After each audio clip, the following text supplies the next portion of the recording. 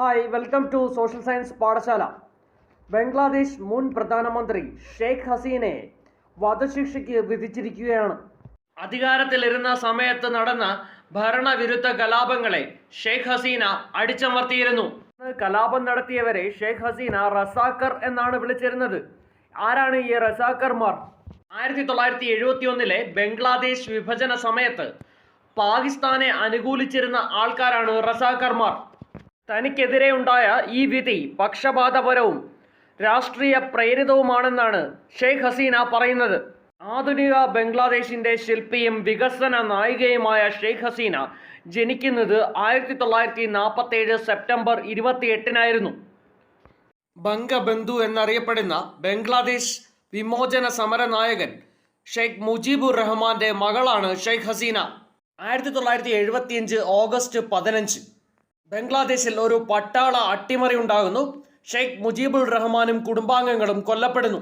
എന്നാൽ ഈ സമയത്ത് ഷെയ്ഖ് ഹസീന ജർമ്മനിയിൽ പഠിക്കുകയായിരുന്നു. അതുകൊണ്ട് മാത്രമാണ് അവർ രക്ഷപ്പെട്ടത്. എന്നാൽ സ്വന്തം കുടുംബവും രാജ്യവും നഷ്ടപ്പെട്ട ഷെയ്ഖ് ഹസീനയ്ക്ക് ഇന്ത്യയിൽ അഭയം തേടുകയല്ലാതെ മറ്റു മാർഗങ്ങളില്ലാതെയായി.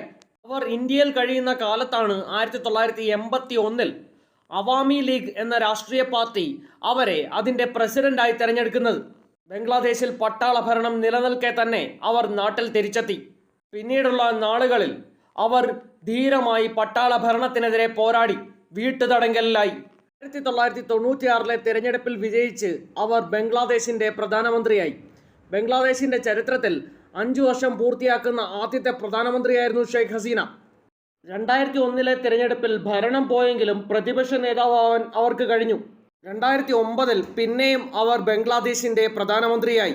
2014 19 ഷെയ്ഖ് ഹസീന തന്റെ വിജയം ആവർത്തിച്ചു. എന്നാൽ ഷെയ്ഖ് ഹസീനയുടെ ജനപ്രീതി നാൾക്കുനാൾ ഇടിഞ്ഞു വരികയാണ് ചെയ്തത്. ജനകീയ പ്രക്ഷോഭത്തിന് മുന്നിൽ പിടിച്ചു നിൽക്കാൻ കഴിയാതെ അവർ ഇന്ത്യയിലേക്ക് നാടുവിട്ടു.